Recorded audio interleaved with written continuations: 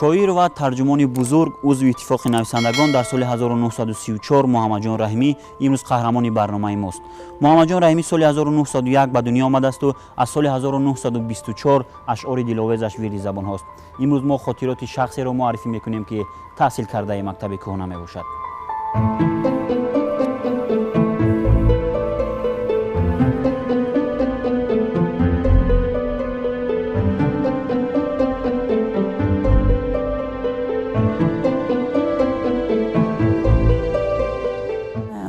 وارد گردیدیم به داخل اثرخانه ادبی محمدجان رحیمی. چیزی مهم رو قید کردن در کار است که اثرخانه ادبی محمدجان رحیمی کمی تغییرات رو دیده است، چون که پیشتر واقع بود در خیابان رودکی 56 حجره 8.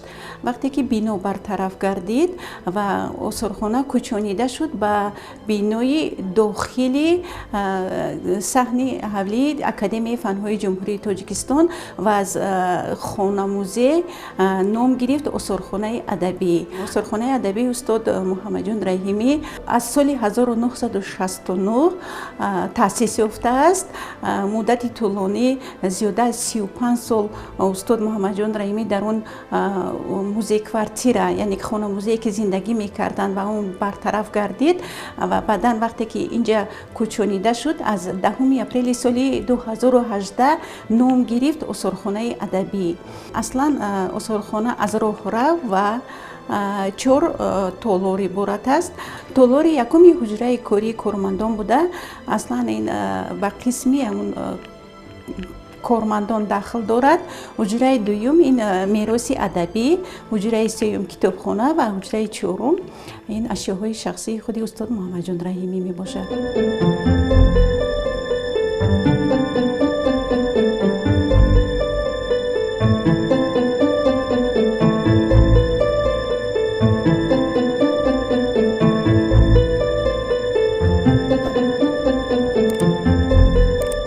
کتاب‌هایی که در افزانه گذاشته شده است، اول اینکه همه اون چیزی که در اینجا هست همه از اون شخصا از اون خودی محمدجان رحیمی می باشد. کتاب‌هایی که شخصا خودشون در مورد حیات بودگیشون به تب رسیدگی هستند و کتابخانه شخصیشون که از آنها استفاده بردگی هستند. این کتاب‌ها رو از این دلیل این گفته‌ها همون است که اونها خیلی شخصی علم دوست بودند. خب کتاب‌ها از طرف سردار شعبه اثرخانه ادبی استاد محمدجان رحیمی خوب آموخته از نو به قید ثبت رقمی گردیدن نزدیک 2000 می باشند. خب من همین چیزی جالب است برای میزاجان، برای نفران مهمونانی که ما برای تماشای اثرخانه می‌یابند. اینجا ده من آلبوم هایی که می‌بینید این دوره های شوروی سال 1945 این هم دوره ایامی که استاد محمدجان رحیمی زندگی می‌کردند، کار و فعالیت می‌کردند در شهر دوشنبه. خیلی ضرورت پیش میاد باید من ذکر کنم که استاد محمدجان رحیمی زاده ناحیه فایق شهر بخارای جمهوری ازبکستان هستند و سالهای 1925 وارد دوشنبه گردیده. از همون وقت سر کرده فعالیت کاری استاد محمدجان رحیمی سخت وابسته است به شهر دوشنبه.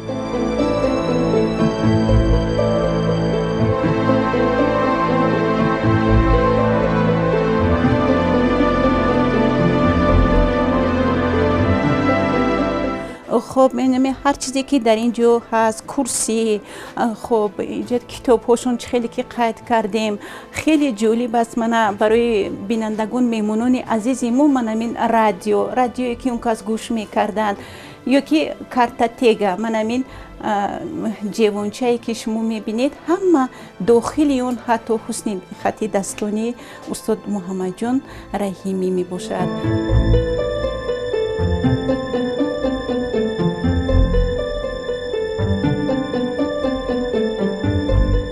پدر محمدجان رحیمی قند در بخارا تولد شده و وی را با حیث تنبورنواز مشهور همه میشناختند و در فیلم مرگ سودخور در رول حولوگر دستک فروش اشتراک کرده است.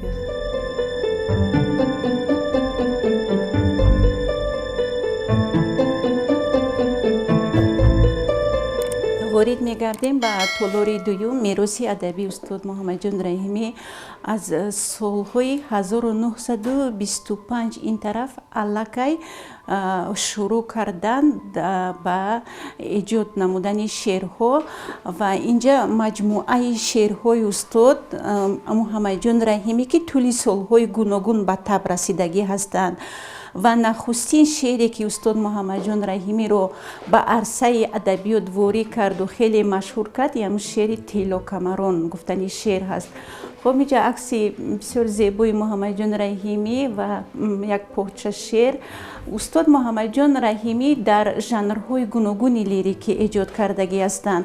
дар маснавӣ, қитъа, рубоӣ, ғазал ва ҳамин гуна як бисёр ашъори хеле ҷозиб доштанд ки бар матни шеърҳои устод муҳаммадҷон раҳимӣ ҳофизони номдор оҳанг баста месароиданд. аз ҷумла инҷо як шеъри машҳур аст: ошиқи духтари маҳпора шудам.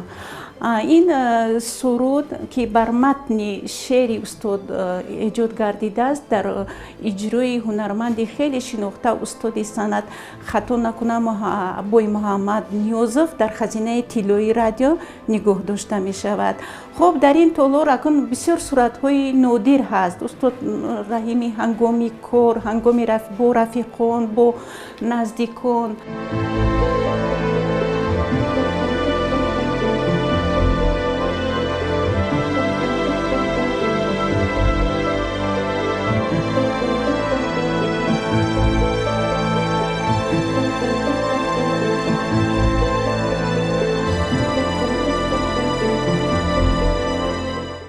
манам ин маводҳои хеле хурд, ҳатто масалан соати дастӣ, манам ин чизҳое ки аз дасти он кас боқӣ мондагӣ ҳастад ҳамчун як экспонати нодир ба қайд гирифта шуда манзури бинандагон мегардад.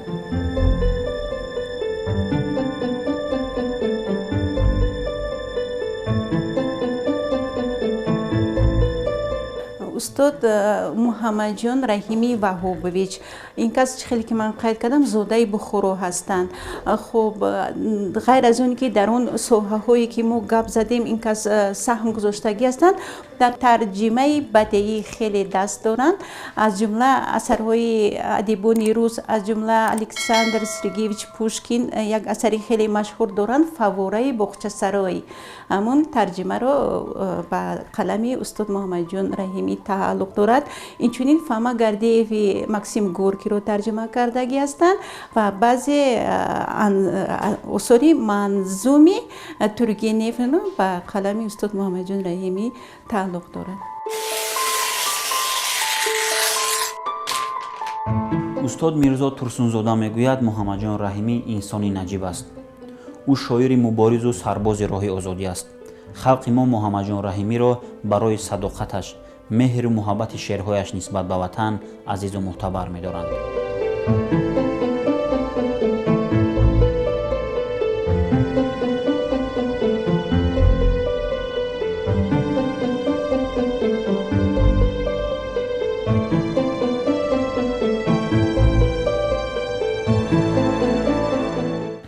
мо ҳозир дар назди ҷейвони оҳание ки истодем, ин ҷейвон аз худи муҳаммадҷон раҳимӣ ҳаст ки дар даруни он китобҳои нодир ҳастанд ва муҳаммадҷон раҳимӣ худашон бевосита аз ин китобҳо истифода мебурданд. масалан китобҳое ки ҳама бо забони форсӣ навишта шудааст.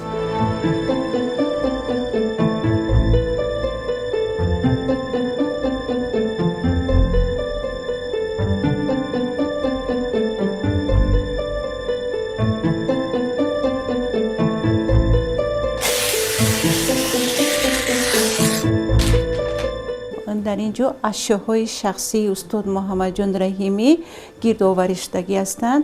хеле ҷолиб аст ки аз ҳамон давраҳо агар гирем соли 68 вафот кардагӣ ҳастанд. соли 1969 аллакай ба муносибати 70-солагии устод осорхонаи адабӣ таъсис ёфтагӣ аст.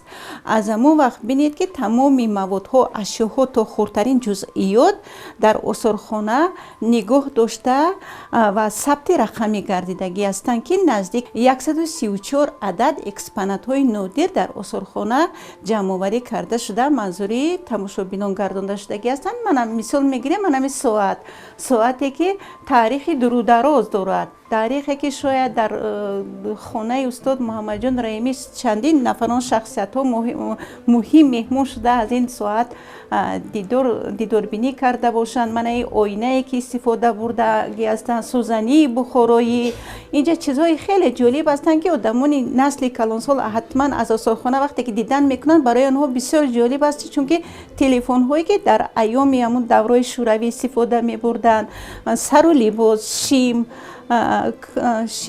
костюм, мана ин хоб ҷевонҳо, ду ҷевони ҷолиб аст ки яке ҷевони сафед, яке ҷевони мана зард шакл.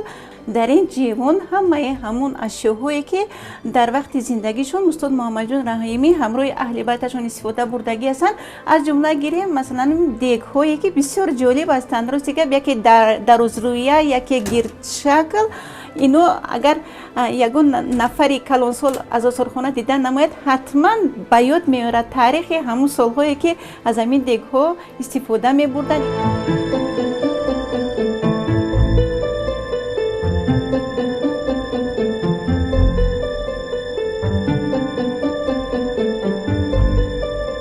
гӯшаи дигари осорхонаро манами як ҷевони ороиш медиҳад ки акси хонаводагӣ аст. Инҷа албомҳое ки 4 албом ҳаст аз ҳамун давраҳои устод Муҳаммадҷон Раҳимӣ, фаъолияти коришону бо рафиқону дӯстону хонавода.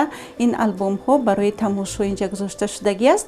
Инҷада як соат аст будильник ки ин ҳар субҳ устод Муҳаммадҷон Раҳимиро аз хоб бедор мекард. Ин акун як экспонати хеле нодир дар осорхона нигоҳ дошта мешавад. Хуб, инҷада равзанаҳо ҳамёни устод аст. Як калапуши мана барои чоя гарм нигоҳ дошта мешавад ва равзанаи дигар аксҳо, суратҳои нодири аҳли хонаводаи устод гироварӣ шудагӣ ҳастанд. Чуноне ки мо маълум аст, устод Муҳаммадҷон Раҳимӣ аз мутаассифона дар бораи аҳли хонавода хеле маълумотҳо камтар аст. Ба мо ҳамин қадараш аниқ аст ки аз оилаи якумашон ки дар Бухоро издивоҷ кардагӣ буданд, як духтар ҳаст, Муҳаррам ном дорад. Лекин дар бораи ҳаёти минбаъдаи он кас мо чизе гуфта наметавонем. Аз издивоҷи дуюм мо фақат ҳамин қадар чизро қайд карданӣ ҳастем ки бо Анастасия, як рӯз духтар издивоҷ карданд ва аз ин издивоҷ як писар ба дунё омад. Он кас мутаассифона дар қайди ҳаёт нестанд. Набираашон Марина Алексеевна ҳозир дар қайди ҳаёт ҳастанд, дар шаҳри Москва зиндагӣ доранд ва ҳар сол як маротиб ҳатман ҳамроҳи аҳли байташон аз осорхона дидан менамоянд.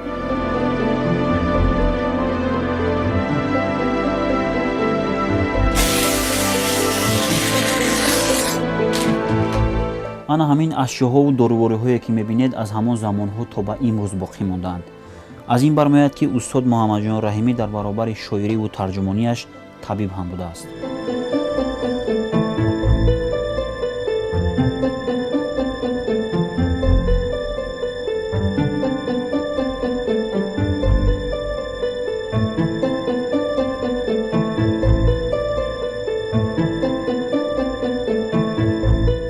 пеш аз он ки дар бораи осор китобхонаи устод камтар маълумотем, хеле хуб аст қайд намоем ки устод Муҳаммадҷон Раҳимӣ як нафаре буданд ки дар соҳаҳои гуногун нақши дастошона, нақши корошона гузоштагӣ ҳастанд. Агар мо гӯем ки шоири забардаст буданд, шоири муосири тоҷик, омӯзгор, рӯзноманигор, публисист ва ғайр аз ин як нафаре буданд ки ман ҳаминҷа як шаҳодат далели гуфтаҳои мо ҳамин аст ки ба тиби мардумӣ хеле шавқу рағбати зиёд доштанд ва худ ҳам баъзе доруҳоро омода мекарданд ва аз рӯи баъзе китобҳое ки дар ин ҷо маҳфуз аст маълум мегардад ки он кас аз адабиётҳое ки доир ба илми тиб ҳастанд хеле хуб самаранок истифода мебурданд.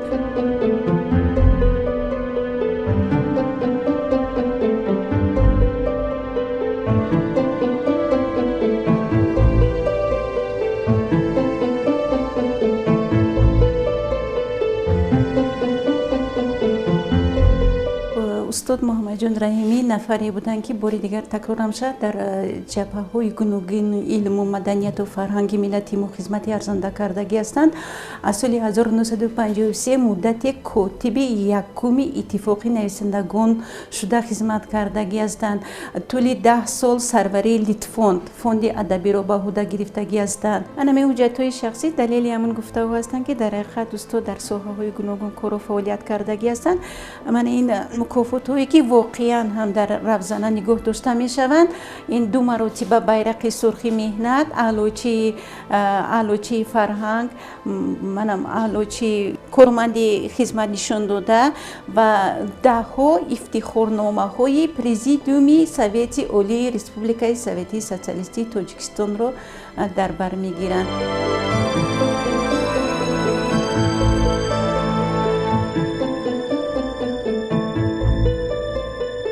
муҳаммадҷон раҳимӣ соли 1968 дунёи шеъру осорро падрод гуфт.